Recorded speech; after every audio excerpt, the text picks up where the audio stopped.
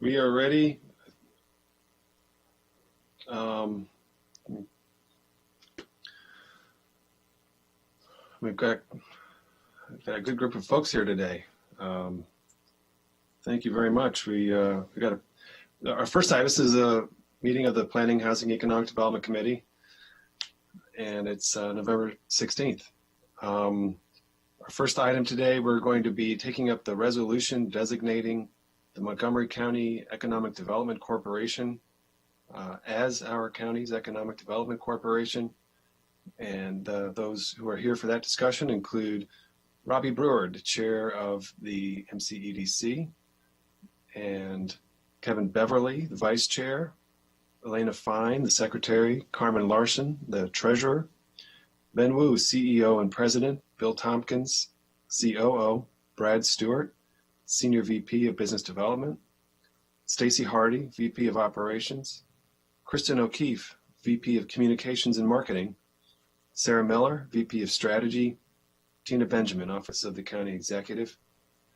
And we are required to redesignate our economic development partner. A number of years ago, we created the Montgomery County Economic Development Corporation. I think it was a very good move for the county. We had previously been conducting this work through a county department, and I think there were some real issues with attracting talent into that entity, as well as the flexibility and kind of ability to think outside the box, I guess. And our Montgomery County Economic Development Corporation, we stood that up and now have a resource to the county to provide leadership and programming, outreach to businesses. So obviously today's exercise is somewhat pro forma. We're not going to not designate the MCEDC, not to steal the punchline here, but we're going to have a good conversation about our work together and the strategic vision. So Jean has prepared a packet with a proposed discussion outline, and I think we can kind of walk through it at that level and see if my colleagues have any comment they want to make before we begin. Otherwise, we'll have plenty to talk through as we walk through the document. All right. So Jean, would you like to get us going? Sounds good. Thank you, Mr. Reamer. So as you said, the county council, with then executive Mr. Leggett, authorized the creation of an economic development corporation. And so every 5 years, per the legislation, the county council has an opportunity to redesignate a nonprofit corporation to do the economic development matters and strategy for the county. And the MCDC's designation expires on January 1st, 2021. So the council wanted to give time this fall to be able to review the redesignation. And as you said, I've laid out a brief outline. In terms of pro forma items, the county code stipulates specifically certain items that the corporation's bylaws, articles of incorporation, et cetera, need to meet. Much like you, I won't bury the lead. Both the articles of incorporation, bylaws, and et cetera all meet the requirements of the county code. However, staff wanted to be able to lay that out and provide an opportunity for the PHED and EDC to talk about any of those specific items.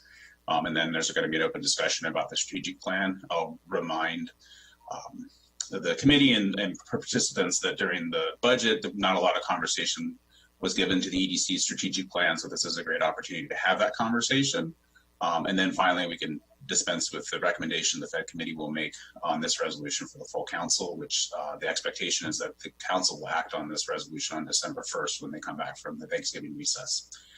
So with that, I'll just jump in real quick to the specific statutes in the county code for the articles of incorporation and bylaws. Pause there to see if there's any questions or comments from the PHED committee. And if not, we can turn it over to EDC to present on their strategic work plan. Does that sound good? Yeah. All right. So both on pages 2 through 3 of the packet, I lay out what specifically is in the county code. The county code is also attached to the packet.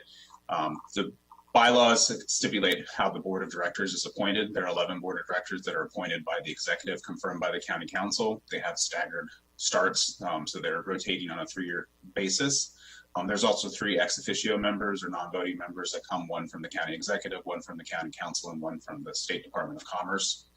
Other than that, the stipulations in the county code require that there's a prohibition from self-dealing and collusion that need to be stipulated for not only for the board of directors, but for management and staff of the EDC, and those are in the bylaws. And as I noted later on in the packet, the bylaws and the article of incorporation all meet the expectations of the county code. I specifically show where that is in the information if anyone's interested in getting in that. The other requirement is that the EDC must meet open meetings law for Maryland, as well as the Public Information Act, and council staff provides information of how the EDC is meeting that requirement through its website. And then finally, they have to submit reports annually to the executive and county council, both of the audit financial statement and its work activities for the prior fiscal year. The EDC just did provide that information recently, and that is also attached in the packet. So I will pause there. Nothing is out of the ordinary here, but in terms of specific requirements in the county code, that's kind of what this section's about. Good. Pro forma. All right. Yep. Okay. I mean, if there are no comments, I'll turn it over to Mr. Wu, who will. Oh, sorry. I don't know that we need to really. I mean, these are the requirements of the code, and you know, this is a process that's in place in case there is a problem. You know, in case the county feels that it might need to consider another organization to do this work. So it's a helpful process to have established. However, that's not the state of affairs, so we can continue. I will also note as a side, since WorkSource Montgomery is also a similar organization that does a public-private partnership for the county for our workforce development efforts. Unlike them, the EDC's board members are specifically stipulated in the county code, so there's a lot less leeway in terms of what this organization, how it's structured and governed is established. So as I noted, there's only one organization that can currently meet these criteria. With that said, I'll turn it over, if it's okay with you, Chair Reamer, so Mr. Wu, to provide information about their strategic work plan, and I'll just thank all of Mr. Wu, Mr. Tompkins, and all of the EDC staff for providing information and working with me to get prepared for this time. And with that, I'll turn it over to Mr. Wu. Great. Thank you very much. All right. Welcome, Ben Wu. Well, thank you, Gene, and to Chair Reamer, and also to the PHED members. Councilman Friedman as well. Hold on, Mr. Wu, hold on one second. I see you're chairman of the board. I think he raised. Well, I was figuring that Ben Wu would signal to Robbie, but Robbie, did you want to make a comment? I want to just thank everybody first and then turn it over to. I assumed you would do that. You know, as you know, Robbie Brewer is our board chair. He served with great distinction, and we thank him for his leadership on behalf of the organization for really allowing us to move to a MCDC 2.0. All right. So, the chair of the board, Mr. Brewer, thank you so much for all your work on the board and all the board members. I know this is a labor of love, hopefully most of the time, and it's a lot of work. So we really, I think the organization's made great strides, and I really like what you're doing. So let's hear first. And that's, thank you, Mr. Reamer. That's really all I wanted to say before Ben launches into our strategic directions. The things that Gene Smith talked about that we meet pro forma, first of all, I'd like to say that doesn't go without a great deal of work. Our audit with Cohen Resnick every year is a significant undertaking, and our staff, particularly Stacy Hardy and our treasurer, Carmen Larson, devote a lot of time to it. But also, more importantly, the startup efforts that we engaged in 5 years ago. I attended my first board meeting while on a bicycling trip in northern Florida, and I sat in a weedy lot on the side of the road, and we had our first board meeting. I'd say we've come a long way. Public partnership is not an easy thing to implement, and it was not easy for us to get up and running. We spent a great deal of time on organizational activities looking back on these 5 years, but I'm very pleased to say that in recent times, at least the last couple of years, I think we've made terrific strides building a talented and devoted and very hardworking staff. We've developed strong stakeholder relationships, especially at the government level, and improving on the broader business community level. And we've also tried to be opportunistic, responsive to everyone, but opportunistic, not just in the pandemic, but otherwise, to recognize Montgomery County's strengths and to build on them. It takes hard work each and every day. We just finished our regular 2-hour monthly board meeting this morning, and it's dizzying to listen to all of the initiatives that we're engaged in and those that are imminent.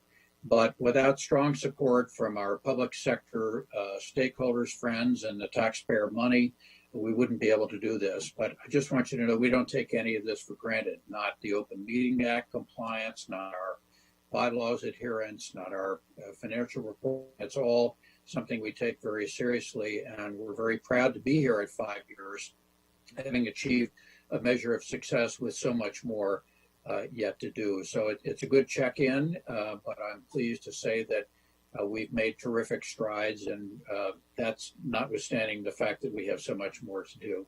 So that just as an introduction, and we're all pleased to be here this morning. My fellow Executive Committee board members, Kevin Beverly and Ilana Fine and Carmen, we're here on behalf of the rest of our board and pleased to be with such a great staff. So Ben, take it away. Well, thank you, Mr. Chair. I wanted to go through a quick presentation about the MCDC, where we are now, but also where we came from. Yeah. Let's see. You guys can see my screen, but I'm not able to advance. Oh,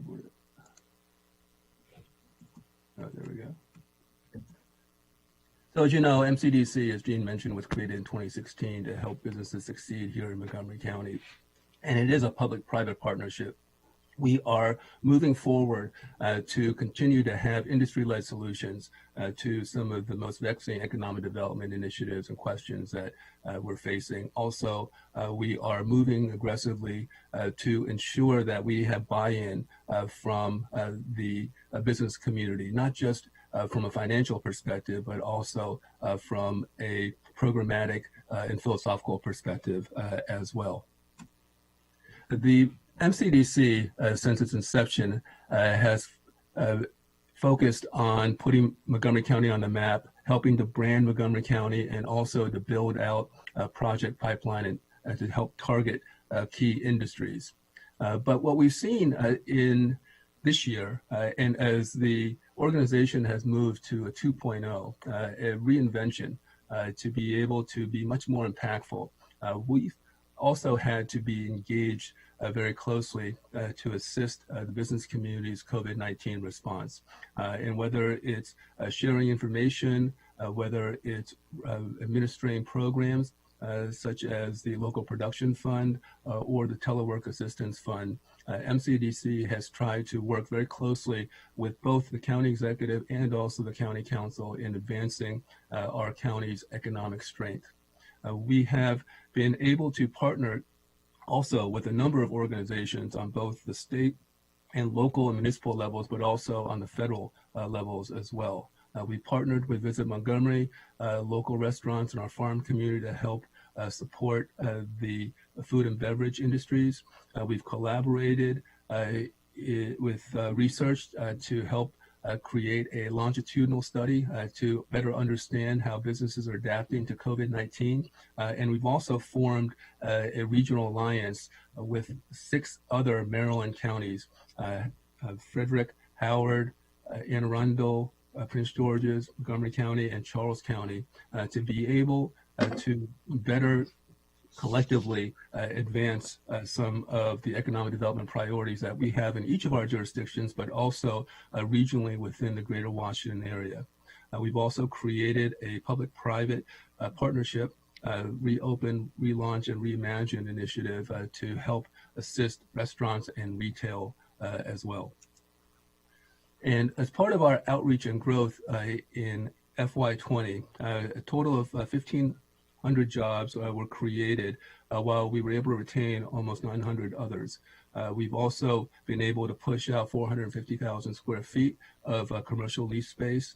And as part of our outreach efforts, even in this difficult pandemic time, We've been able to make over 4,000 business connections, and we've been able to work with businesses to be able to help them assist and get to the other side of this pandemic crisis.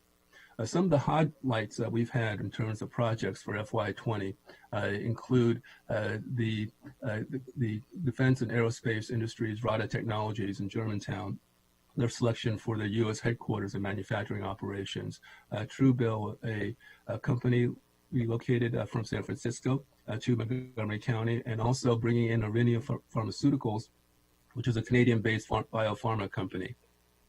We've also assisted with the relocation of Ana G. Mendez University over at Inventa Towers over in Silver Spring, and also to work with BDO to relocate its McLean office to Montgomery County.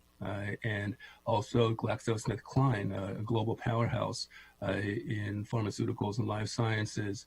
We've been able to work with them to be able to retain their presence here and also to expand their U.S. vaccination headquarters in Montgomery County.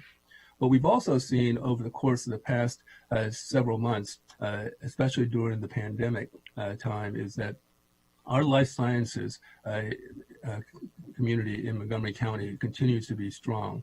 We were able to attract and secure $3 billion for coronavirus vaccine development and production through federal funding, through Operation Warp Speed, as well as private sector investments and also foundational investments as well.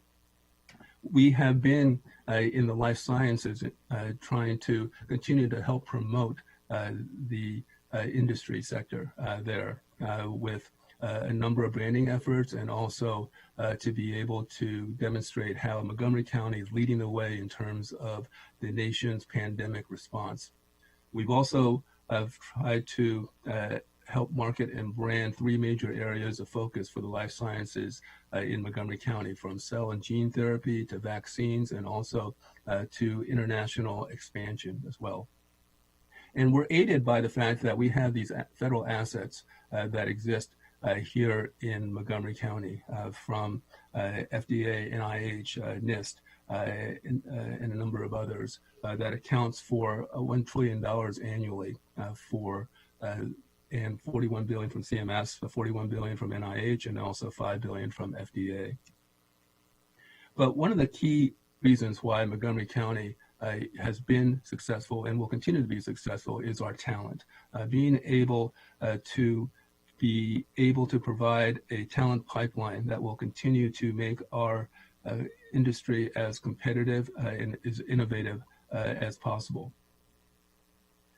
And we also have in FY21 additional news for life sciences, including the Novavax expansion that was just announced recently.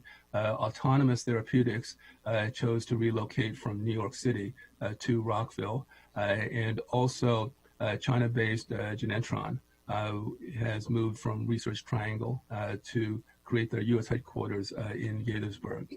And we also had Nobel Pharma, which is a Japanese-based firm who settled on Montgomery County, and their CEO, Yoshika Akita, explained why it is that they chose to come to Montgomery County. And so as we look at priorities in the future, what we want to do is continue to focus on key industry sectors, including life sciences, hospitality, health tech, and also cybersecurity. We're also very engaged in trying to provide increased access to capital, especially to underrepresented entrepreneurs, and to help fuel our small and women-owned business enterprises. We want to expand entrepreneurship opportunities in the county, as well as to try to address some of these inequities that we see in terms of opportunities for a number of these startups, especially relating to small and women minority-owned businesses. We're also looking to grow our partnerships with federal laboratories and universities to take advantage of the assets that we have here in the county. And we are looking to enhance collaborations to build out the talent pipeline that's so critical to our continued and future success. So with that, Mr. Chairman, thank you for the opportunity to present to the PHED committee, and we'd be happy to take any questions from our staff or from our board. Good. Thank you so much. Terrific presentation. Covered tons of issues. I wanted to see, are there other board members or staff for MCDC who would like to add some comments? I have some comments I want to make. Councilmember Joando has as well. I'm sure Councilmember Friedson will as well.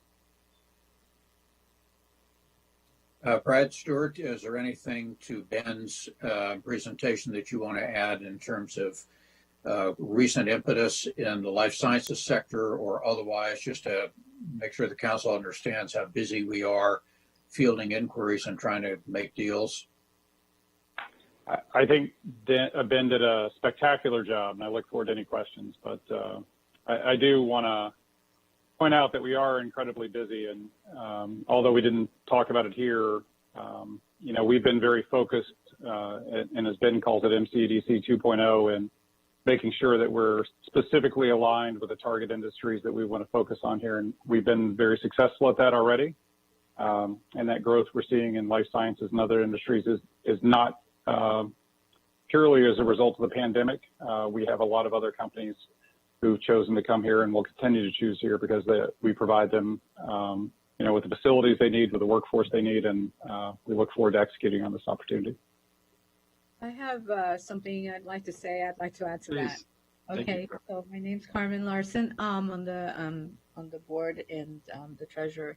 But what I want to say is that what I have seen is a tremendous progress in MCDC. Everybody's just wonderful and working hard. And of course, many people know me as sort of an advocate for small business and minority-owned small businesses. So I have to say that there's been a tremendous effort over the last, certainly over the last 6 months or over last year, to really highlight the progress and highlight the efforts to have inclusiveness in all the different areas of priorities that MCDC works. And so I just want to say that it's a tremendous benefit to the county. Just want to say that, and everybody works real hard, and they're all very, very dedicated. So I just wanted to let you know that. Yeah, thank you, Carmen. I mean, the administration of the funds for local production, it was amazing to see the success with supporting small women and minority-owned businesses. It was something like 70+% of the businesses that were provided with support were, businesses that might not otherwise have economic development grants from the county. So that was a great example of your ability to quickly put in place programming and provide support in the community as you're explaining. Good. Any other board members or staff want to do? Well, I would like to just comment. One of the things I'd like to say about this is that we can't understate what I think one of the initiatives around being a convener that this organization is trying to become. We talk about an enormous number of assets that Montgomery County has that we seem to struggle with trying to realize their absolute potential, and trying to use this public-private relationship, which I'm always a fan of because I think it's a way to build trust between government and industries as they try to work together to actually make communities as vibrant as we have in Montgomery County, and in this instance, to keep it that way. But noting that we also have minority populations that we still need to take care of, and that this economic development that we're trying to create actually does impact and affect all of their lives, and we want to make sure that they are participating. So organizations like our USG that was mentioned as a part of our education complex and its pathway implications, Montgomery College. What wasn't on there was the IBBR, which is a part of the University of Maryland system, which is, in my mind, an incredible asset that I think the organization is going to try to make sure we get the most out of going forward. And again, I appreciate Ben's leadership in our 2.0. I was around when the the first public-private partnership I was involved with was the building of the soccerplex. I was the vice president of Montgomery Soccer at that point, and I couldn't have been more pleased with how that happened. It wasn't all perfect. It wasn't all smooth, but the fact that we didn't give up on it is important. And I hope and I appreciate what the PHED committee is doing here in recognizing the value of the relationship and the partnership going forward. Thank you. Thank you. Public-private partnerships are worth the effort. They really are. I mean, but for that, I think we would have a very different conversation today. Possibly we'd have, without that collaborative model, I think there would be more conflict. It's important to work through in a public-private partnership, a shared vision and a shared strategy. But when you are able to put that in place, then move forward together. That was really one of the, I think, inspirations for creating MCEDC, was to bring the leadership, public and private sector of the county together and try to get everybody rowing in the same direction. And we had not had that for some time before we created the EDC. And there was a sense of opposition, I think, between the public and private sector over economic development programming and strategy. And it has not been easy, you know, it's nothing worth doing is, but I feel really good. I think the wisdom of the public-private model has really shown itself, and especially in this moment, you know, to have a very nimble organization that can bring in incredible talent and work with the private sector, have private sector, public sector leaders in collaboration, I think is it's going to really work for us over the long term. While we are also continuing our county government programming. You know, we haven't stopped providing assistance for small businesses that need to navigate county processes, you know, but we're trying to develop those kind of pathways so that a business can get support just like a resident can get support. And, you know, we'll have one system essentially with different responsibilities. And yes, that can be a little confusing at times, but hopefully everyone is kind of used to that and knows how to quickly hand off responsibilities as needed. But again, I think that public-private model is so essential. I wanted to just add a few points to the conversation. We are definitely seeing positive signs now. I feel more optimistic in a lot of ways about the future of the county's economy and our ability to create high-wage jobs than I have in some time. The growth in life sciences generally, the advancement of the sector, you know, we have a very, very strong foundation. And then, of course, the acceleration of everything with the pandemic and the response of the private sector and the public sector to the pandemic has just brought to us a lot of investment, a lot of momentum, I think a growing recognition, branding, all of that together. But if we are going to capture this moment, we do have to make changes from an economic development strategy perspective. We need to clear the way for investment to come in. We need to put programming in place. We need to not only work to create jobs, but the other half of this is ensure that our county residents have access to those jobs. You know, one of the meta questions for us, I think, is talent diversification. How do we ensure that all residents of this county have a shot to take a job in a lab or creating cybersecurity, you know, software? And I know that MCEDC is part of that conversation. As Kevin said, USG, Montgomery College, MCPS are big parts of that conversation. I have to say, I'm distressed by the state of our workforce strategy at this time. We have had some challenges over the past 2 years, and Montgomery College isn't waiting for us. You know, USG is not waiting for us. They're moving forward with their programming, but we do need to come back to the talent pipeline conversation and really get a firmer hand on that. It was the very first meeting I think I held as chair of the committee in January 2019, was to start putting some of that in motion. And we've made some strides, but we got we've got to really focus there. So that's really not for today as much. I think it's to acknowledge Kevin's comment that a key focus for us as a community has to be talent pipeline and diversifying the talent pipeline so that we are creating an equitable growth strategy for our community. But again, in this moment, there is a lot of investment coming in. We're starting to make some progress. The council today, we're wrapping up the subdivision staging policy, which I think is an essential ingredient for us to open the door to investment. You know, we've had a number of policies in place that have driven investment away. You know, it's putting up a high hurdle to getting something done in the county, creating an uncertain environment, and the update to the subdivision staging policy that we are enacting is one of the most significant revisions of that policy, I think, in really a long time. I don't know, decades perhaps. Our goal is to make it very straightforward for investment to come in, commercial and residential, to re-engage the housing market, to hopefully get production of housing, because housing and jobs go together. You know, there's this silly notion that we can just sit here and collect jobs and stiff arm housing.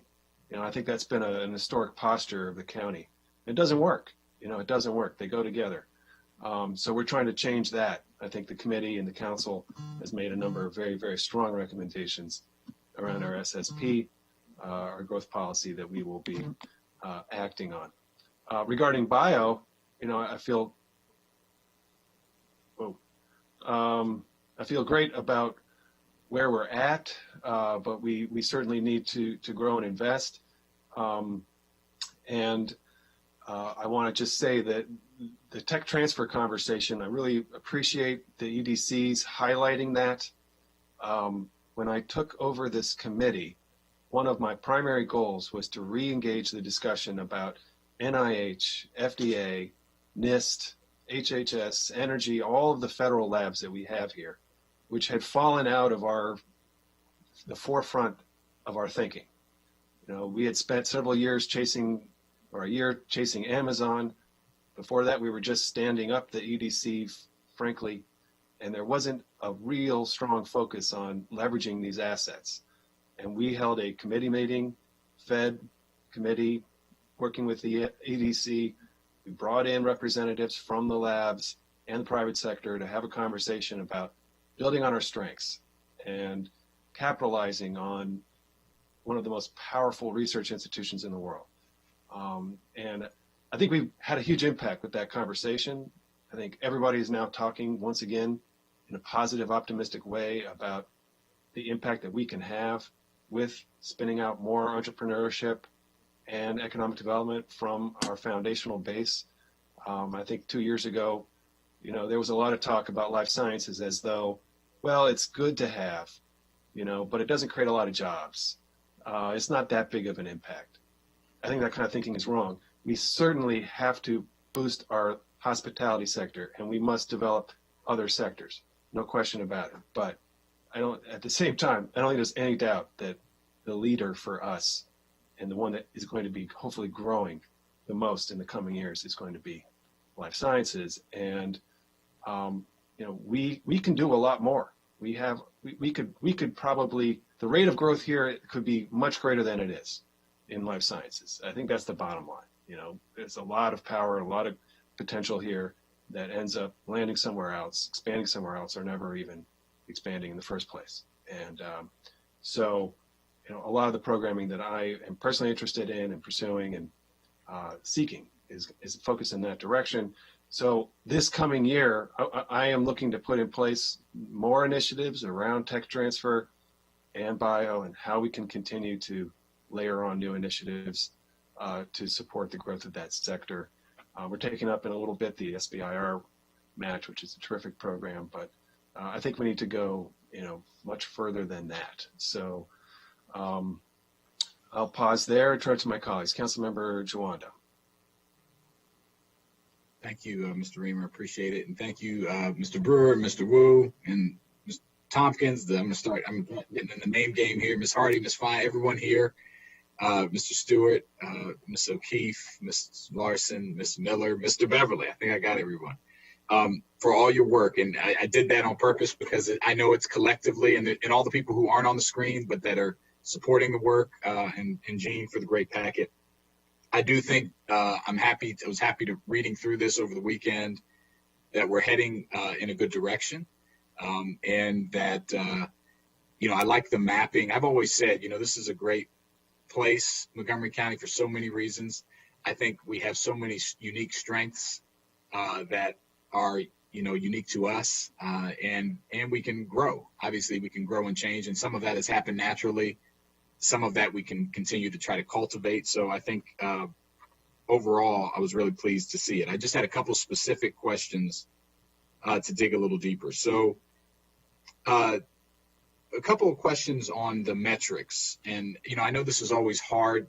There's a bit of an art/science approach here of how you're not involved at controlling every measure. But when you say, I just want to make sure for my understanding and for the public's understanding, when we say that, 1,500 jobs created, for example, is that, could you explain the time period and how you're what period does that cover? And then how does that compare? So this might be a combination of Mr. Wu and maybe Mr. Smith or whoever wants to answer it, but how does that compare to what has happened in previous years leading up to now, if it's a yearly number, which I think it is, but I'm not sure. It is a yearly number. And, we, or at least I hesitate to compare where we are for FY21 to the other previous years, because this is not an typical circumstance. The pandemic has clearly taken a huge toll on not just our economy locally, but also, as you know, nationally as well. However, we still continue to see pockets of growth, especially in the life sciences. And as the chair had mentioned, I think that's where we want to continue to place a lot of our resources and our assets to make sure that we continue to demonstrate our preeminence in the life sciences industry and to be able to not just help grow our economy, but the work that these companies are doing are also helping to lead the way to a vaccine that will eventually get us back into what we hope will be a state of normalcy very quickly. Well, we got some good news this morning on another potential vaccine being even more effective. And yeah, I agree. That's a big part of the economy. But I just mean, and maybe it's Mr. Smith, pre-COVID. So let's go back 5 years. What's the average of how many jobs are created in the county from year to year? Just to clarify, for the work that the EDC was involved in, or for the county? That's what I'm trying to suss out here. Is that just that there were 1,500 jobs created and that was the number? No, sorry. Is that what you were involved in? And if so, describe, what's that number over the past few years? I'm just trying to know, what's the upward trajectory pre-COVID? So we have a sense of, again, realizing you're not the only player involved here, but I just want to make sure I'm understanding. Certainly. So I'll let the EDC answer their work. I mean, usually strategic plans like this are the work that the Economic Development Corporation are specifically involved in. They may have different ways they measure involvement, quote unquote. I'll also just quickly clarify their work plan has 1,200 jobs added in next year, not 1,500. I'm not sure if we're looking at the same page. Yeah, the PowerPoint had 1,500 in it. Okay. That's the number I was quoting. So if it's, maybe that's a question to answer too, but the PowerPoint had 1,500. So on page 4, it just as a global look of the economy in the county, based on BLS and covered jobs, which is jobs actually in the county, not resident jobs, not people who live here and work anywhere. The county added 5,300 jobs roughly from the year 2008 to 2019. So from the low of the Great Recession to, I would call the pre-high before COVID-19, 5,300 jobs were roughly created. But that is a lot of churn. A lot of jobs get created, a lot of jobs get lost. So that's the background that I can provide on the overall global economy in the county. And it looks like Mr. Tompkins has something he wants to say, but that's what I can provide. Thank you. Actually, I'm just agreeing with you. All of the numbers that we report are on projects that we're working on specifically. The trajectory has grown over time since our existence. It jumps around a little bit I think there was one year, 2018, where we may have been down slightly, but we are definitely heading in the right direction. If anything, we probably don't give ourselves enough credit because with the number of companies that we've been assisting through the grant programs, we are trying to spend more time with them, and most of them are not in our pipeline. But you're talking about hundreds of companies that we are now going to move to put into our pipeline because there's better potential there. They've interacted with us. We did not do a 5-year average. To be honest with you, we can. But typically it's a year-on-year report based on what's in our pipeline. Okay, thank you. And for every job that's created, it's obviously not just the EDC working by itself. I mean, we have partners. We work very closely with the county and also the municipalities, as well as the state. And we're relevant for attraction opportunities, also the federal side as well. So, in a lot of ways, the attraction of jobs and business growth is really a true partnership as well. Yeah, of course. And obviously a big part of the work is helping create the climate, being reactive and responsive to the needs of folks when they're interested. And I know you all are focused on that. The other question I had was related to, I was happy to see the strategic plan talking about entrepreneurial activity and new business formation. In addition to the other work, I think the idea about the business portal and or the innovation lab, and then also working with the team on the government side to support entrepreneurs, that's all really positive, key factor. I did notice, and I wanted to dig in a little deeper on the barriers that you see. You listed several, and I didn't see, and maybe this is just embedded in something already, the cost of space, renting space or anything. Do you see that? And I know depending on the size of your business and what type of industry you're in, that can be more different type of challenge. But could you talk about that, and maybe in context of your MOVE program? Is that something that we need to do more? Do you see that as a big challenge? I certainly do with certain types of small business, but I just wanted to understand where that is embedded in your plan and the challenges you're seeing. Well, as you know, the county executive has been engaged in a wholesale look at our incubator program and the future of that. And Tina Benjamin has been helping to lead that. The incubator network does provide opportunities for new businesses in terms of office space and lease arrangements. And we're waiting for the results to come out of the study, and then we intend to work very closely with the county and the executive branch to determine the future of the incubator network and see where we can play our most impactful role. Okay, great. So more to come on that. Last thing I'll mention and then pass it off, and again, I'm really happy to see the focus on retention and expansion. I was at the Trueville, when we could meet in person, we were all at the Trueville launch, and actually a year before that, I was at the GlaxoSmithKline when they expanded in Rockville their capacity for the lupus drug. And so I think we have a lot of good things going on. And we heard from DGS just a little while ago that light industrial space is at a premium. You can't find it. A lot of people are, using it, and we see that in the Rockville area and other areas. So that's another good sign of indicators of people wanting to, be here.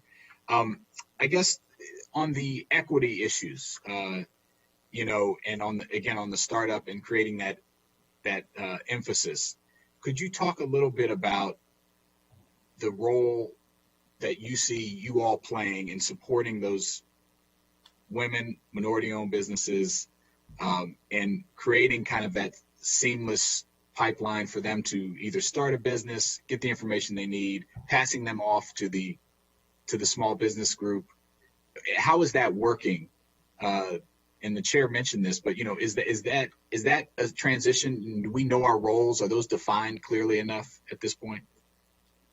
Well, after the current events of the past summer, it became very clear that there was a need for the country, not just EDC, to address some of the equity issues. And immediately in the aftermath of the murder of George Floyd, we had a joint statement that we issued with the Chamber of Commerce, the Tech Council, the Hispanic Chamber of Commerce, the Asian American Chamber of Commerce, and the African American Chamber of Commerce to call out for the need for a more inclusive economy. And so we're trying to embed those principles into some of our initiatives, especially in relation to the entrepreneurs and startups. And the issue of access to capital is one of the most significant concerns. And we hope to be able to address that partially through a application that we have to be a fund manager for the state's video lottery terminal loan program, which assists small and women-owned minorities. We also want to be able to create mentoring opportunities and support networks because some of the systematic issues that are facing small and women and minority-owned businesses are that they don't have the same sort of structural benefits that some of the other entrepreneurs may have around the county and around the country. And so there also is a regional effort to try to address these needs as well. Brookings has been on the forefront of thought on ways to change, and also we're working through Connected DMV to try to seek regional solutions as well, and then implement them to our Montgomery County programs. I appreciate that. That's certainly a big need everywhere, but I think we have our outsized share of those folks who are innovative and want to start businesses. Obviously, not all connected to what you can do. I mean, I think we need to relieve the pressure in other areas so that people can be more innovative. But everything that we can do to help on the business side is going to be really important. So, and Councilman Joindo, as you know, diversity is a hallmark of Montgomery County's population, and it's a point of pride for us. And so we need to ensure that as we're moving forward on these initiatives, that all segments of our county's population can participate and be as successful as we can be. And so in order for us to recover economically, we see this opportunity, even in the midst of this pandemic crisis, to be able to recalibrate some of the programs and initiatives and focus. And so that will continue to be one of those areas that we want to continue to address. Yeah, and it's especially important. We have a very unequal recovery happening, right? The people who have lost jobs and regained them since the March and April and May, or, there was a study in the Post a few weeks ago, only 30% of the African Americans who lost jobs have regained employment. It's about 50% for Latino, 80% for white residents. So we're already, not unlike the mortgage crisis, seeing a disproportionate impact here. And that's true. That will be true also for small women-owned, minority-owned business owners, as well. So I'm glad you're focused on it. It's something that we're going to have to continue to monitor. And if you have ideas about how we can help really focus on that even more, I'd be really interested in working with you on that, as I'm sure my colleagues as well. So thank you. One thing, if I can interject, because we had this conversation briefly last week with Councilman Reamer about the possible expansion of Councilman Glass's bill that you're going to discuss next regarding the SBIR matching, and should it expand beyond bio. And certainly that's your choice to do. But I would say that as part of the information that you should have when you consider this is that outside of biohealth, and I actually just texted Christy because this percentage seems so high to me, so I'm not going to actually state it, but there is a huge percentage of socially and economically disadvantaged firms that are not within bio that receive SBIR and STTR funding in Montgomery County. So if we're thinking about how to stabilize or create a structure of equity that allows people to have access to funds and things that are not the typical personal wealth, this is something to think about. Thank you, sir. Thank you, Mr. Chairman. Thank you. Before I pass to Councilmember Friesen, I just wanted to, make a comment that hasn't been made yet today, but I think we do need to keep in mind the sense of urgency that I have about economic development issues. While I feel optimistic about what we can do in the coming years, it's only if we make big changes and we make really smart decisions. We are still struggling. The BLS shows from 2019 to March of 2019 to March of 2020, private sector employment in Montgomery County fell by 1.3%, not 1/3, 1.3%. It basically fell on this side of the region. Most of the counties in the Maryland side faced small contractions, while the Virginia side grew. There has been a huge force over the last 25, 30 years. I think a lot of it tied to the gusher of defense spending and the different way that that money spills out into the local economy. But also huge investments by Virginia in transportation and opening up a huge amount of land to housing. The combination of money for contracting and money for companies to spin out of with transportation and housing has changed the regional landscape profoundly. And we are no longer all kind of in a concentric circle around DC. It's a very different regional landscape. We have a growing DC and we have a massively growing Northern Virginia. And I think the long-term question for us is, where are we going to be in 20 years, 30 years, if we don't manage to shift these trends? So we have opportunities now with the growth of life sciences and the growth of health. And health is big, it's going to be bigger. So we've got what we need to work with. But we also have to be bold and we have to be aggressive about the decisions that we make. And certainly that perspective informed a lot of my own votes on the subdivision staging policy. We got a lot of work to do. I guess that's fundamentally the issue. Councilmember Friedson. Mr. Reamer, hi, Ilana Fine. I just wanted to say hello and kind of echo what your remarks. This is exactly why I joined the MCEDC board two years ago, because I actually work in Tyson's Corner and just can't believe seeing all the cars go one way out of Montgomery County and all the cars coming back the other way at the end of the day. And so I just want to underscore what you said, but I do think that attracting one to what Kevin said about us being more conveners of the business community is just paramount to that having kind of a big impact. And over the next 25 years, the business community just has to be coalesced and activated and feel like there's a lot of activity here. And then the second thing I would say is just in life sciences, just my background is with startups, and attracting investment is just really important, and getting VC and other investment here to be able to do, not just to be able to grow, not just have companies start here, but also have them ramp up here and acquire other companies and just really create that level of activity. So yeah, I think it's a great starting point, but just to underscore what you're saying, we have to get the investment here so that we can have just more velocity, so people see this as a place to start and grow their businesses. Indeed. And that's one thing that I think it's a little harder for the county to influence, the level of venture funding in the county. But there are things we can do that help incrementally, and we can support organizations like EDC and BHI and others, the Tech Council, that are building stronger networks and, convening. And we can also do more to showcase our identity and our brand and help create some gravity for the region so that more people are looking at us and, understand what's happening here. So, but that is the challenge. Absolutely. Thank you. I'm glad you're on the board. So your background is in life sciences startups, is that?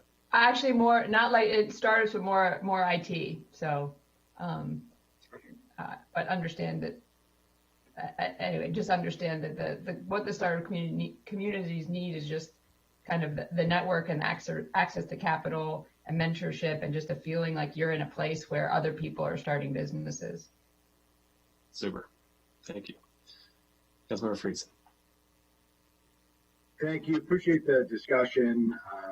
Obviously, this is a really important issue. I've said before that economic development can't be something that we do. It has to be part of everything that we do if we want to be able to afford the type of quality of life and services that we have in Montgomery County. We have to grow a thriving private sector and a strong tax base, and it's not growing to the extent that we want it to. I think Ms. Fine's point of risk capital, I think, is really what we lack. There's just not a culture in Montgomery County, nor has there been in big chances. It's mostly government focused. The biohealth industry is really our one exception, which is a huge advantage that we have, and we need to get more risk capital in that. But we also need risk capital in other types of businesses like IT and other places that we have not done as well as we could and should based on all of our assets.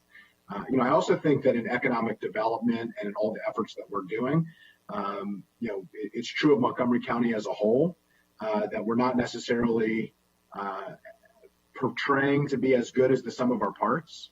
And so there are all these individual efforts that I think are really positive, but we haven't figured out a way to bring it all together and sell it and explain it and make sure that we're all pulling in the right direction. I think there's been some real progress, and the EDC has helped to lead that effort recently, but we need to do better, and we need to do more of it. I mean, we have assets that almost every other jurisdiction on earth would give everything or anything to have, even a portion of what we have, not just the federal labs, but certainly an area, not just the federal government, but that's certainly a key area of it. And figuring out how to connect all of those assets and maximize their full potential is something that we need to do. And the old game of kind of resting on our laurels and being happy with what we were able to do, which is a great quality of life and a really wonderful place to live, is just no longer appropriate for the moment that we're in, is no longer allowing us to be competitive in the region and increasingly in the world, because we're now competing in a way with the rest of the globe that we've never really had to do. We have to step up to that game, and I think EDC has to be really front and center in that effort. Just a couple other things. I wanted to appreciate, wasn't really highlighted here, but EDC has really stepped up in a number of the grant programs through COVID and shown a core competency there. And so I just wanted to applaud that. I think it also speaks to the ability to move quickly and reboot, which is not something that we do as well in county government. And also, if you look at the numbers, which I have in all of those different grant programs, the women-owned, minority-owned businesses and the geographic representation has really been a positive, really powerful example that EDC has been able to show and prove that whether it was a local production fund or the telework fund or the 3R program is just starting now, but these efforts have really had a great story to tell of the opportunities that they were providing to local women and minority-owned small businesses, local businesses, and I think that's just a real positive, something we could really build off of and continue to work together on. A couple things. One, I really think, and it may not be a conversation for today, maybe a broader conversation, and it leads into the next conversation that we might have, but I have raised the question of whether the EDF is currently appropriate and currently does what we want it to do. And the EDC is on the front lines of using things like our Economic Development Fund and the current incentives that we have to attract and retain businesses. You really are the main entity there, working obviously with the executive branch. But I do think we really need to think about comprehensively whether or not the EDF as it currently stands with the programs that we currently have are competitive, whether they're effective, whether they're aligned with our broader economic development goals and our broader strategy here. I think unless we have that comprehensive conversation, we're not able to really move the needle. It's obviously a limited amount of money. It's only about $5 million currently. The big economic development efforts that we do are separate from the EDF, but I think we really ought to take a look at that. So I don't know if there's any thoughts or feedback that the EDC has looked into on this, but I really do think it's a really important conversation that we ought to have. I don't know if you had any initial thoughts or feedback on that. Well, Councilman Friedson, we'd be happy to have that further conversation with you. And as you know, I came from the governor's office working with the MEDAF fund, where we had broad authority to provide support for attraction and retention for the governor. And now it's a $15 million initiative. So, we'd be happy to have that conversation with you. I can say that we work very closely with the county, and I think the finance team over the county are real professionals who are also aligned with trying to be as successful as we can all be in trying to attract and retain and expand companies. So structurally, I'm not sure I have any suggestions, but we can certainly have a conversation with you if you were looking to evolve the EDF into something much more robust. I do think that if you look at some of our competitive peers in their jurisdictions, some of them have more authorities and greater funding for these attraction and retention expansion opportunities. Right. Yeah, I do think it's an important conversation. I had raised it before. Obviously, in the budget was not a good time to do it, but I'm hoping that we can take more of a deep dive into that. And I think the EDC's feedback on what's working, what's not working, is this accomplishing our goals, is it directly aligned with the broader economic development strategy that we have on a piece-by-piece basis, is really important, because you all are the ones who are, it's your toolkit that you're using to sell Montgomery County. And I think there's a question of, is it working as well as it could? Can it be refined and retooled? Should it be totally changed? I'm agnostic to the result, but I think that the conversation is really important, and I think you're at the heart of that conversation. So let's park that for a minute. I just wanted a quick question on the fund balance.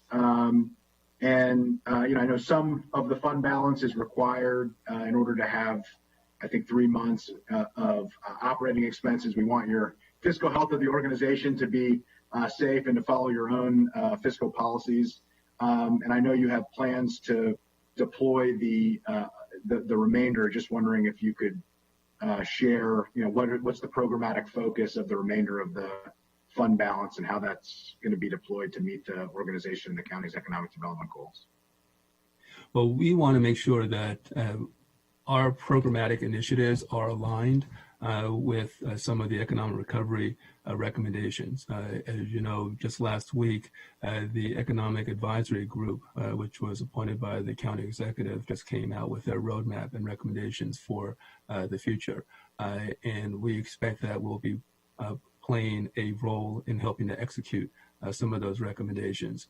Also, we have initiatives through the Commerce Cabinet that we've been holding off on fully implementing and executing until such time as those recommendations came forward, because we want to be aligned so that we have, we're not moving in disparate locations and approaches. We want there to be a collective support for the work that we do.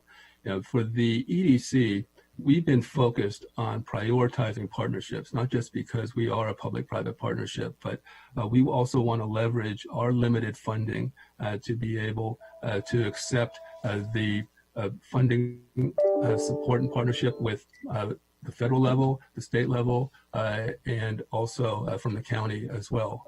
And so we've been engaged in trying to focus our initiatives on basically leveraging partnership funding from all sources as well. The 3R initiative, which had been referenced earlier, I think that's a model example of how the county provided $500,000, EDC gave $250,000 for our operating budget, and then we solicited over $300,000 from external sources, from PEPCO to Exxon Foundation to the National Association for Alcohol Bureau Control, and all of that external funding, private sector funding, to help support a number of our initiatives, I think is the direction that we want to continue to move forward in, and so that we have a true partnership from public-private sources, and also to leverage funding from the federal, state, and local. Well, I appreciate that. I know private fundraising has been a topic of previous conversation. I know it's a big emphasis and focus that the organization wanted to do. So hope that that is the start of more to come, and that can be built upon. I do think, once the decisions are made based on the Commerce Cabinet and the Economic Advisory Group recommendations of how to program that additional funding, 1.4 million or whatever it ends up being, I think it would be great to come back to the committee, if it would please the chair, to hear about how that's going to be deployed and how it is going to meet those different goals. Sure. So The funding? yeah, the fund balance specifically, and how, the response to how is the fund balance going to be deployed was there are all these different efforts underway that EDC is directly involved in. There's a lot of opportunities in order to fulfill some of these. There are some short-term, immediate recommendations of how to move forward, and that might be a great opportunity to deploy some of that funding. And so I think it would be helpful, not at this time, but at a more appropriate time for the committee to hear specifically about what those programs are going to look like and how it's going to work. I would say on behalf of the executive committee, Mr. Friedson, that this topic of fund balance and its expenditure is something that I have focused on as board chair, trying to keep the ship moving in the right direction. I focused on several occasions that with our senior leadership, and it's an issue that we're quite aware of, that fund balance has been there, as you know, for a couple of years. And so we're mindful of spending it wisely and strategically, and not letting it sit there just to earn investment income. So we're certainly aligned with the notion of spending it because there are many needs that require expenditure. So we're focused on it also. Great. If I may, just a reminder that our funds received from the county are currently just over $5 million, but we have a $6.3 million operating budget. And so part of our challenge is that we are using those funds to manage the programs that are listed. We just submitted our first cut at the budget for FY22, and we do have all of the programs listed, so look forward to sharing that with you at any time in terms of what's in the pipeline today and what we're proposing going into the second half of this year and next year. If I may, to go back for a second, to clarify that two numbers that were mentioned were both correct earlier. In the PowerPoint presentation, our CEO talked about 1,500 jobs. That was our closeout of FY20. So we're very proud of that number. Overlapping that is those are jobs that MCEDC was directly involved in. Yes. That's right. Yeah. Yes. But the number that you also saw is in our FY21 work plan, which overlapped.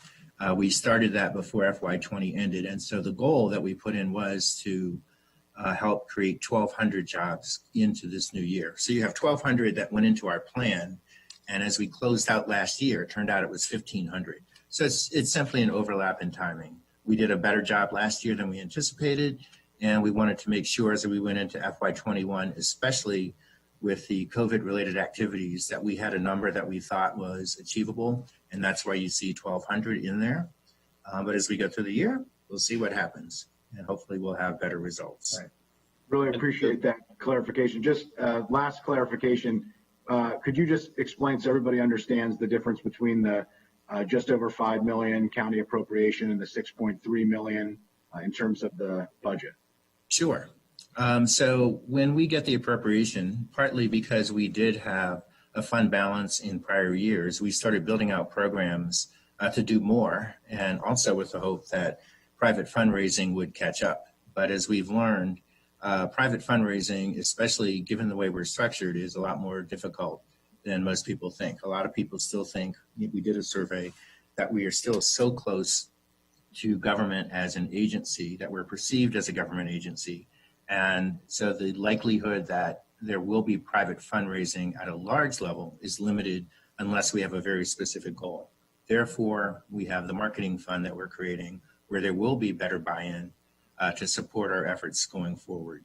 The challenge is, as we built personnel and built out some of our programs, that they have a run rate of closer to $6 million. And that's what our budget that's approved by the board of directors is currently. So if we did not have that fund balance, we would be short. So we're trying to reconcile that over time so that they are equally balanced in the sense that our appropriations and other fundraising equals the actual run rate for the budget that we have in place, which is $6.3 million. We are fortunate in that we've been able to mitigate some of that problem because we don't have we have several vacant positions that we have judiciously chose not to fill right now, partly during the pandemic, and because we didn't know what was going to happen with funding coming into this year. So that's one of the reasons the fund balance is there. But the bottom line is we're functioning as if we're a $6 million organization. And in reality, the appropriation is about $5 million currently. So that's the difference. Appreciate that. Yeah, I do think, based on the efforts that Mr. Brewer and the executive committee are undertaking, all the broader conversations with the Commerce Cabinet and the EAG and how to move forward, we're certainly in a unique moment that is primed for big initiatives and significant efforts. And I think EDC could and should be a central part of that. I think it would be really great once some of that gets solidified to come back in the intervening months for us to be able to hear specifically about that. That's all I have. Thank you, Mr. Chair. All right. Good. Well, I guess I'll note last week it's been said several times, the recovery group issued a number of recommendations. I think there are a few items there I certainly would like to develop further. And we can hear about those at a future time. And I think that's all I got. We have an amendment. Staff has recommended an amendment. Gene? There you go. Thank you. So I used the template from the previous resolution and then went back and reread the actual county code, which says that the designation should last for the 5th full fiscal year. So technically the resolution should go till June 30th of 2026, not January 1st of 2026, which is 5 years specifically. But the council staff does recommend, I think, a better time for the council to review this designation is during the fall. If at June 30th, the review would be during the middle of the budget, and that's a very busy time with lots of other priorities and not giving them time to be able to fully review this. So council staff has a recommendation to change it to June 30th, 2026 with the note that if the council does not suspend or revoke this designation, it must consider redesignation on or before January 1st of 2026. Other than that, the committee should make if the committee prefers that, we can make that change, but then the committee will make a recommendation for this to go to full council with whatever other recommendations you have involved. Any comment on that staff recommendation, Ben or Robbie? That certainly works for us. It's the right time to do it in the late fall preceding the budget session of the council. So it's fine with us. It's a good change that Gene recommended.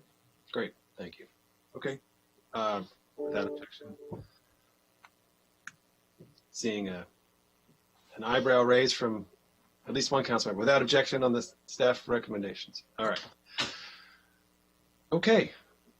Great. Well, thank you to everyone for your work. Really appreciate it. All the engagement and participation from our board members and the terrific work of the staff. So thank you very much. We're done with this item. Okay. All right. Good. Thank you, Mr. Chair, council members. And thank you to our executive committee for our board for appearing with us. Yes. Thank you. Thank you, gentlemen. See you later. We'll move on to the next item, which is legislation. Councilmember Glass has joined us, and Councilmember Glass has legislation before the council that makes some changes for accountability and kind of good government practices around our SBIR program, and then also expands the scope of the SBIR program.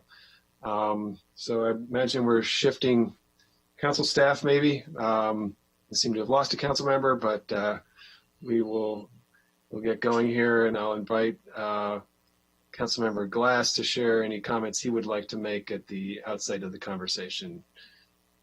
Evan. Yeah, well, thank you, Chair Raymer. You lose a council member, you gain a council member, right? It all works out in the end. You know, and I've been listening. There he is. Magically appears. Hello, Councilmember Friedson. So, you know, for the last hour and a half or so, I've been listening to your conversation about the EDC and a really good conversation. And I just want to extend my appreciation to Mr. Wu, Mr. Brewer, and all the other board members and staff for everything that they're doing. And so as we switch gears, although clearly, you know, this legislation and the goals of it were mentioned, alluded to, and also explicitly mentioned during that conversation, and want to extend my appreciation to Chair Reamer and Councilmember Jawanda for being co-sponsors of Bill 3719.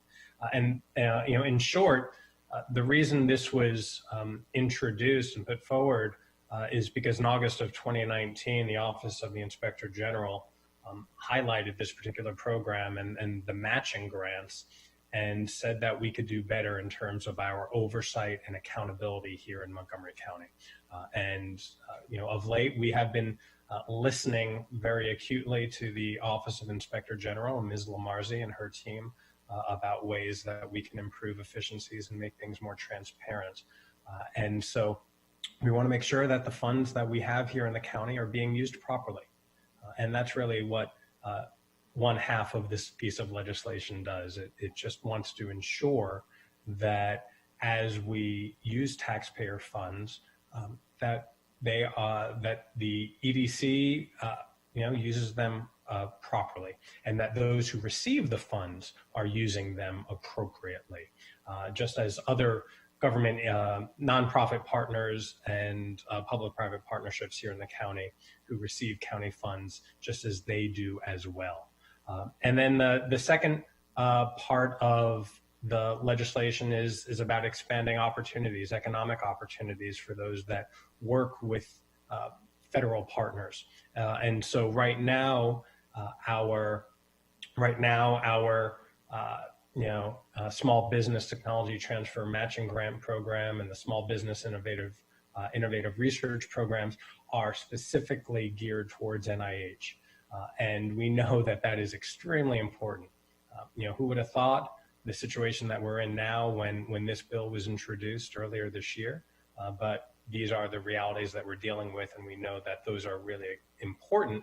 But, you know, I thought it was also really interesting that Ms. Miller from the EDC during the previous conversation, when she referenced this legislation and the need to diversify, you know, she said that we need to look at the, quote, structure of equity.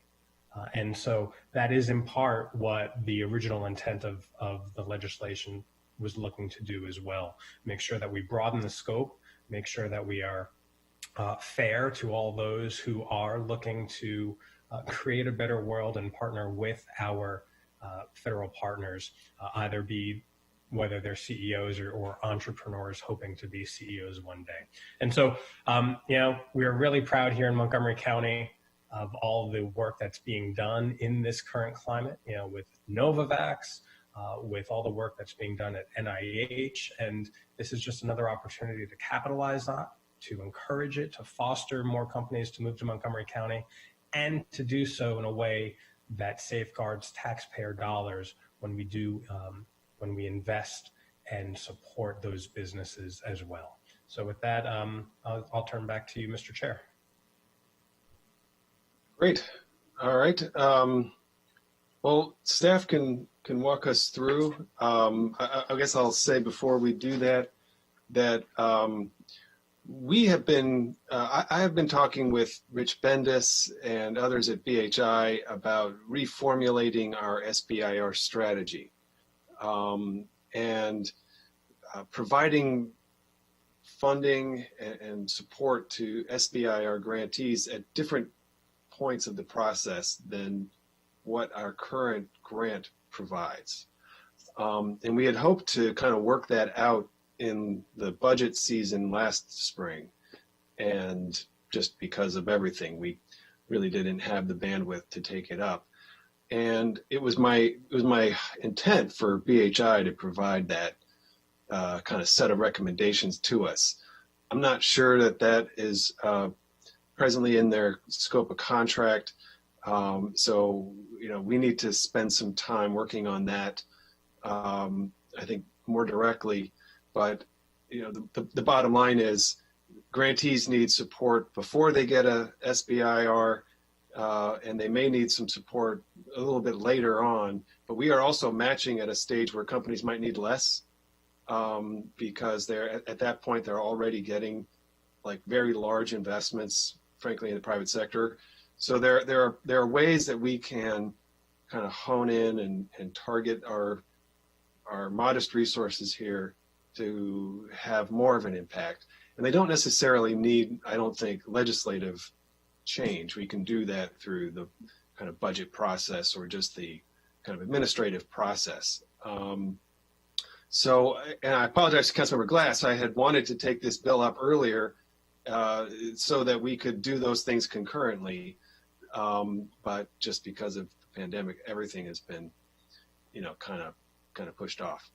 And if I could just quickly, Mr. Chair, the last in-person meeting at the council I had, and I'm not sure if it was your last meeting, but it was the two of us meeting with stakeholders to specifically talk about this bill, entrepreneurs and CEOs. You're right. I guess that probably was my last in-person. I remember we did the foot tap, yeah. So council staff has prepared a packet. And council members want to speak. I've got Councilmember Juando, then Councilmember Friedson. So again, there's two issues here. I think there's some reporting requirements in the legislation that are fairly straightforward. And then we have a kind of a deeper policy question of how to use our funding. And so we'll need to talk through that. If my colleagues want to talk now, or do you want to wait for the staff to walk through the packet? What would be your? I'm fine with either. I can wait. Yeah, I'm fine to wait too. That's fine. All right, Jean. Christine. Hi, thank you, Councilmember Reamer. Thank you, council members. Councilmember Glass already provided a thorough overview of the proposed legislation. I would just highlight a couple of points. One is that, as Councilmember Glass stated, this legislation stemmed from an inquiry of the Office of the Inspector General, which had found that while grantees signed an award offer letter in order to receive funding, this is related to the SBIR STTR program, while they sign the award offer letter lacks many of the elements of a more formal county contractor agreement, such as the right to audit and a method for dispute resolution. This may create vulnerability for the county should a grantee use the grant funds for non-project related expenses or fail to perform under or otherwise abuse their federal grant, unquote. So the attempted remedy here in the proposed legislation is to require all EDF grantees to enter into a written agreement with the county that would have certain standard provisions, including setting forth the grantee's performance criteria, granting the county the right to audit, requiring periodic reporting from the grantee, prohibiting the unauthorized use of county funds, and providing for remedies in the event that, that these requirements are not met. And then, as Councilmember Glass also stated, that's kind of the first half of the bill, and then the other aspect is the expansion of eligibility for the SBIR STTR grants to create matching grants for companies that receive the SBIR STIR from agencies other than NIH, as you know, and the NIH grant recipients are the only ones who are eligible right now for the county matching grant. I guess two other quick points. We do have with us representatives from the Office of the County Attorney and also from the Finance Department, including Mr. McGinnity and Ms. Boyer. We also have Mr. Hutchinson and Mr. Ashbury from the County Attorney's Office to be able to kind of get into the weeds and answer questions. suggested in the staff packet is one issue. It might be just for the county attorney's office or finance, as they deem appropriate, to kind of provide the committee with really an update on, how written agreements are currently handled. And a point that was mentioned in the fiscal impact statement was that a new staff member might be needed to implement the provisions of this bill. And so I don't know if the committee might wish to, ask the agency to comment upon the need for additional staff. Thank you. Great. Okay. Well, let's put the big issue on the table. So first of all, I don't think there's likely any real question about the reporting requirements. That seems very straightforward, and I would imagine everyone is in support of that. Well, actually, I totally support that. Appreciate Councilmember Glass putting that forward. It definitely needs to be implemented, and this bill will accomplish that. It's not related to whether or not we're going to approve the bill, but I do have some questions specifically about which EDF grant programs currently have, written agreements. What is included in them. I think that reporting that to the committee would be helpful. This is obviously a deficiency that currently exists, and it would be helpful to have a look at all the other grants in the EDF and see what the adequate, not just SBIR, but make sure that there's adequate documentation and protections for the county. And if we, don't have that information, then I think it should be, presented back to the committee at a, in a timely manner. So, I'm totally supportive of this aspect of the bill, but I do think that it warrants a very interesting point. It raises a broader issue. Let me go to Councilmember Jawando to see if he had any comments. Let's just take these two questions in sequence. First is the reporting question, and then secondly is the broader policy question of expanding the SBIR matching. So we can keep this order. We'll do these anyway. Councilmember Jawando. All right. Well, I share the concern or the question and maybe concern of Councilman Friesen. I think we do need to know the answers to that. I just stepping back a second, I'll say overall, one of the reasons I co-sponsored the bill, and I appreciate Councilmember Glass being here, is because, the OIG report, helped point this out, that, there could be an issue here.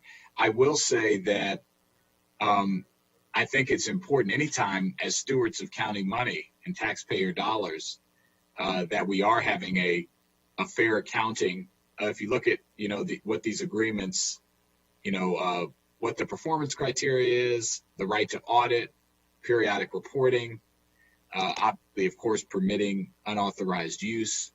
And, so I think we should have, I think we need to have, I'll step back even further from Councilman Friesen, any allocation of county dollars or incentive, or I think we need to have a baseline.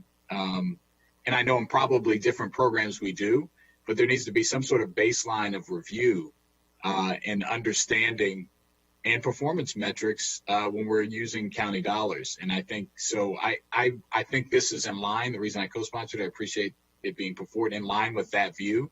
But I do think there are some other areas. That was one of the first things it raised for me is like, well, where else, in addition to the other programs that Mr. Friesen mentioned, just in general across the board, I think we need to, look into making sure that we have some clear overlap in every time we're allocating, taxpayer dollars. So I'm certainly fine with that part of the bill. On the second issue, I know we're going to get into here. I want to hear from the folks that are on the call here on the Zoom, but it seems to make sense to me that you would want to include others and expand the where this can be provided, how it can be used rather. But I want to hear the discussion on that. So those would be my two points, at least initially. Okay. So Councilmember Friesen, you'd made your helpful comment about the administrative reporting issue. Did you want to expand on that any further? Or yeah, well, I don't know if executive staff is prepared to answer those questions, but I guess the specific question that both Councilmember Joando and I are asking here is which EDF grant programs currently have written agreements, and why don't others have them? But I'll park the broader conversation of any allocation so we can just keep focus here. But I share Councilmember Joando's point and view that any expenditure of county taxpayer money should have a contract and a written agreement. All right. I can give a brief response on some of it. In terms of the Economic Development Fund grant and loan program, that is backed by an agreement. Okay, the agreement has clauses that are clawbacks, provisions, and requirements for performance, whether it may be for jobs or capital investment, and that is monitored. It's generally monitored on an annual basis. The same is true for the Small Business Assistance Program. That follows the same pattern with an Economic Development Fund agreement. That's adjusted relative to multiple disbursements. So in both cases with both of those funds, there are provisions that are already in place. With respect to two of the other programs, which are supplement programs, they are not grant programs, and that is the cybersecurity program and the biotechnology program. Okay, those are supplemental cash payments that are given to investors in Montgomery County companies. Our basis for doing that, and based upon the law that's on county code already, which is section 2076D and 2076A, we basically rely upon the state of Maryland that certifies that the investors are eligible to receive a tax credit.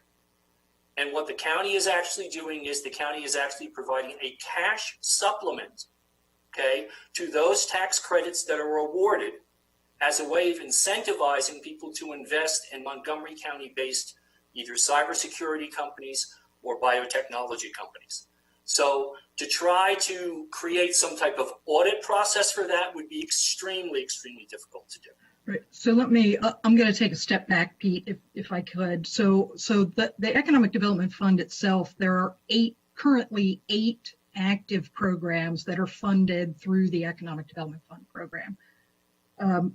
Of those, three are what we consider to be by right programs. So Pete just mentioned two of those, the biotech and the cyber supplemental program. So if an investor qualifies at the state level, they are automatically qualified at the county level for that matching supplemental grant.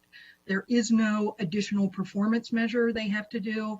It's just they have proven to the state, they've met all the state requirements, that they have invested in a local Montgomery County company, and that qualifies them for the local match. So those are both by right programs, and there is no additional reporting or follow-up for those. Lori, I want to interject there as the author of the cybersecurity tax credit.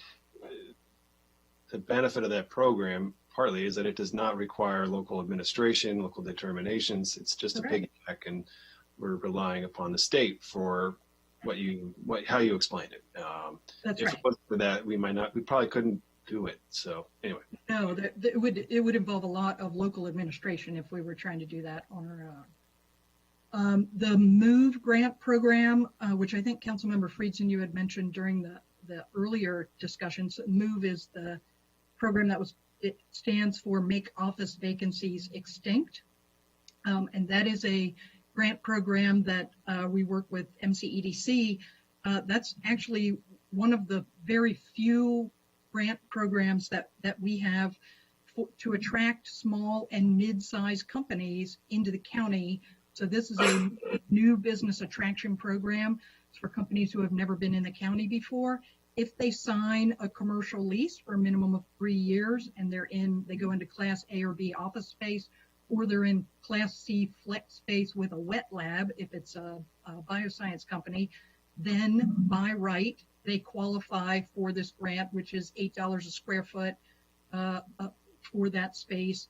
And again, so that's a third of the third by right program that we have, that if you meet these minimum qualifications, then you automatically qualify for this grant. So there is no additional follow-up or reporting or performance requirements the way these programs are set up. So those are 3 of the programs under the EDF. Pete already mentioned the other 2 where we already have Economic Development Fund grant agreements, and that's the big EDF grant and loan program. That's when we come to council for, large attraction or retention projects that are, $100,000 or greater to get these, like the Novavax deal, the Supernus deal you just approved last week, those things. We already have the written agreements that include all the auditing provisions and things like that. So that's the EDF grant and loan and the Small Business Assistance Program, which then just leaves the SBIR STTR program and the Impact Assistance Fund.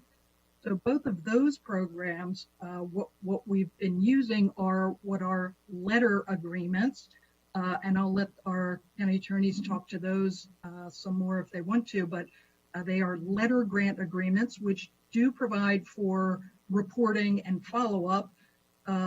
They do not refer specifically to the general terms and conditions that are used for some of the actual written EDF grant agreements, but they do provide for follow-up and reporting. The other thing I'll throw out, and Trevor or Tag, one of you can talk about this, is when the IG's report came out regarding the SBIR STTR program, the timing of that was occurring at the same time as executive staff was putting into place a new administrative procedure that required for additional reporting and things like that for any of these grant programs, for any of these funds that are awarded to folks. So that was all kind of happening simultaneously. So when that report came out, we were actually already in the process of updating our procedures for specifically for the SBIR program. But those things are kind of already in place, and we already have updated standard operating procedures for that based on this new AP 2-4, which requires for some of that additional reporting. So I'll let Tag or Trevor kind of pick up on that theme if you want to talk about that. Sure. Thanks, Lori. With respect to the AP 2-4, there are specific requirements that an additional set of general terms and conditions be included in most of these agreements that are technically non-procurement agreements, but they are still agreements where county resources are being used. The general terms and conditions for the AP 2-4 general T's and C's does have a provision in it that creates audit capabilities for the county, I believe going 3 years after the conclusion of a grant distribution. So that language is built into the original offer letter and creates that mechanism already.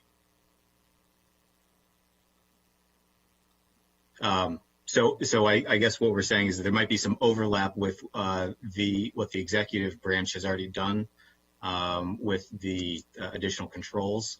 The other thing that I think Lori might have touched upon, or I think was dancing around, is that there are competing provisions in the bill as it's drafted under the use of fund. I think that as it's currently drafted, it states that that there needs to be a written agreement for any assistance under the EDF fund. Obviously, there are certain programs that are already in place where I think finance thinks that it would be prohibitive to require a specific formal agreement. There is another provision under the changes to the small business innovation research portion under 2076E. I think that one specifically requires an agreement for SBIR, and I think the question the finance would have at this point is, is the intent to do something more than the offer letter and agreement that's currently in place with the AP 2-4 requirements, or is it something more robust than the current process? Okay, Evan? Yeah, Mr. Hutchison, thank you for that. The two questions I have in response to your questions, right, to try and drill down and clarify this a bit more. One, you had said that there appears to be a redundancy of effort because the executive branch has already taken on some of this responsibility or has already built this into the process. Did I understand you correctly? I can address that. I'm sorry. What we're speaking about is Administrative Procedure 2-4. And that dates back to the initial issuance by what was an interim administrative procedure back in 2018, I believe, September of 2018, that grew out of issues that were arising from the prior Department of Economic Development and the misuse of certain finances at that time. And what we sought to do by way of the administrative procedure was to, in effect, standardize non-procurement purchases. So purchases that, or use of county funds or funds flowing into the county that perhaps were not subject to the county's procurement law. Obviously, there is a whole construct there where there are a whole series of controls, and we have an established body of law that addresses the expenditure of those funds. We did not have that in a more standardized fashion with purchases or use of funds outside of the procurement process. So we developed Administrative Procedure 2-4, which essentially created those controls that we believe you're speaking about now.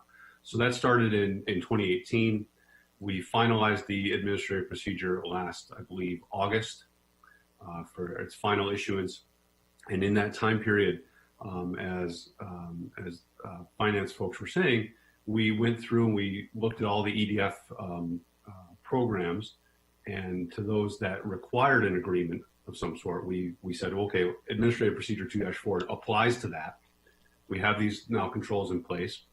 So we have standardized agreements of relative complexity related, depending upon the amount of funds expended. And attendant to those, we also have the general conditions, which, as we mentioned, have audit provisions that apply, certain clawback provisions that apply if necessary. Certainly there's a whole body of law that applies to any fraudulent activity or any misappropriation of funds. So we've addressed that as well. So what you're referring to, administrative procedure, isn't necessarily codified in law, right? But you're going to correct me? No. You're absolutely correct. That's right. Yeah. So then, riddle me this then what was the Inspector General clarifying, or what was her call, the office's call, to constitute some better procedures here if, in your words, the administrative procedures had already been put in place? So to my earlier point, Trevor, it was happening subsequently. Yes, it was the timing. So good on the executive side and good on all of you for instituting and implementing that. I still am of the belief that things like this should be codified into law so that they don't withstand any changes into the future, depending on whom the executive or the executive team might be. But I really do appreciate that in between this lag of the IG report, the introduction of the bill, and where we are now, which is almost a year, right? I think that is probably the time period. I'm glad to know that you have taken on this, but it would still comfort me, and I think the taxpayers of the county, to write it into law to protect it moving forward. And then there was a second question that I had for Mr. Hutchison, which has now eluded me, but will come back during the course of this conversation. So I might be able to help. I think to that end, if there is a provision that's required in the county law to codify this above and beyond an administrative procedure, I think the issue was whether or not the current offer letter and signatory by the recipient was sufficient under your understanding of a formal agreement process? For me, we can defer to the attorneys on that, but that is what I had thought of as the intention here, and that is akin to what is done in other parts of the county.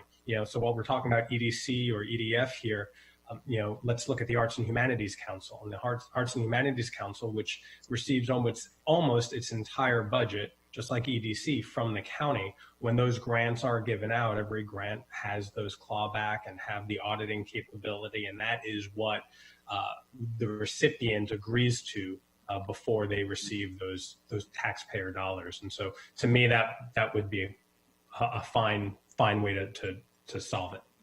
Okay. Yeah, I just wanted to clarify, and Lori and Peter can speak to the specifics of the process, but I think that's generally what is in place currently. So. Correct. And again, I just want to caution, if we do codify this, I want to go back to my, we have some existing programs that are those by right programs that I want to make sure we're not kind of lumping everything under the EDF into the requirement, because some of these programs, if they meet criteria A, B, and C, if they qualify at the state level for the biotech and cyber, then they automatically qualify for the county. So if we're going to lump everything in the EDF, I just want to make sure we clarify the different types of programs that there are. And thank you. That was the second question. I knew it would be resurfaced. Are there those programs? Are they classified by monetary award? How much are we talking about? There are within the code already. There are, for example, that's obviously subject to what's appropriated for that particular program each year by the council. And essentially what happens is there are limitations placed on the amount of the award. The awards are calculated this is for biotech and for the cybersecurity. Basically what happens is, depending upon the number of either businesses, or in many cases they're individual investors in these companies, basically what happens is a pro rata share is provided in terms of what's been allocated in the budget each year, but there are limits and caps. It cannot exceed more than 50% of what the state's credit was, or 15% of what the county has allocated for its budget to be.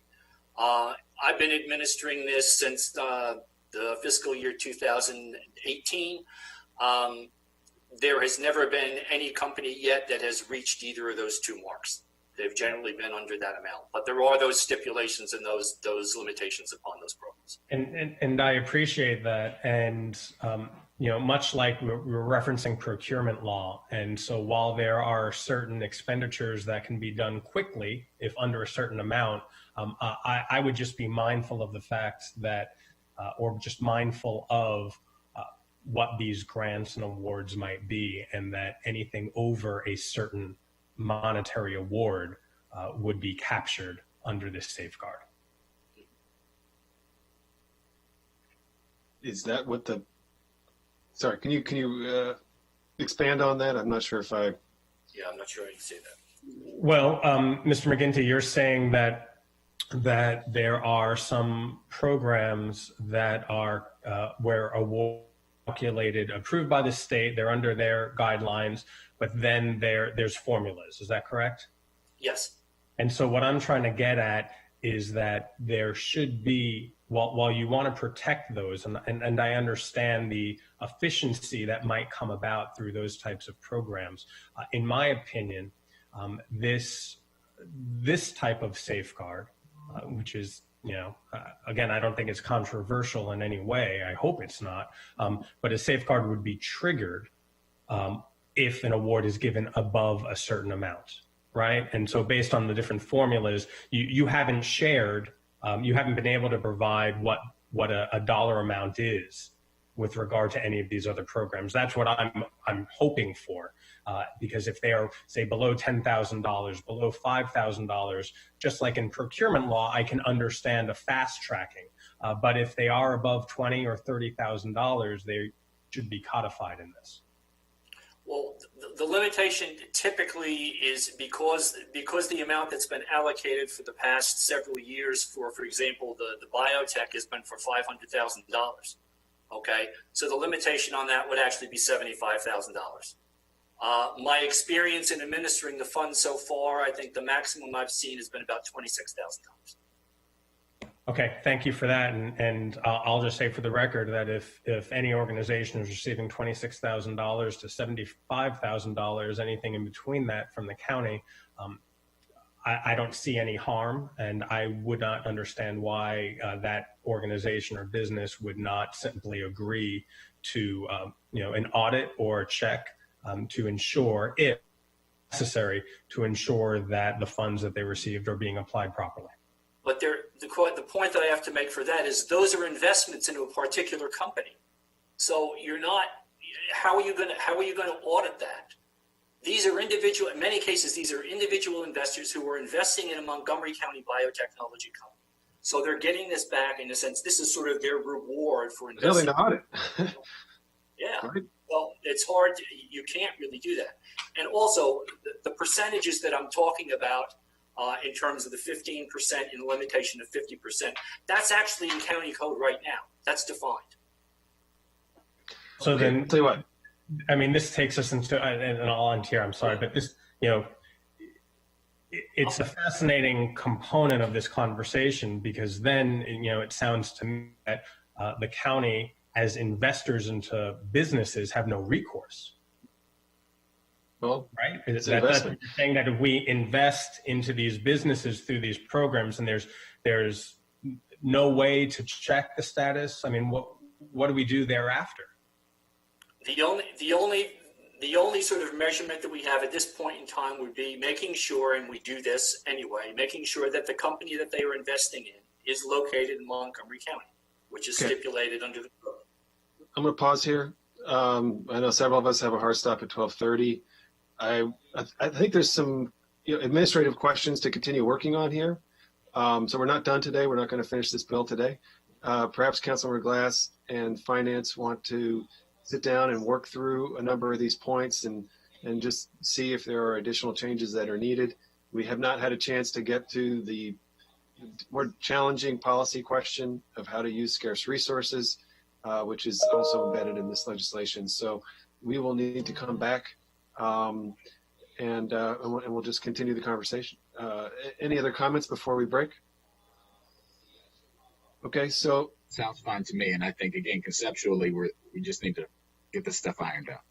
Right. So good. Councilmember Glass, you'll work with Finance, and we'll iron these things out, come up with a workable strategy, and then meanwhile we'll all keep cogitating on the other question. All right. Sounds good to me. We're going to break for today. Thank you very much. Glad we got this started.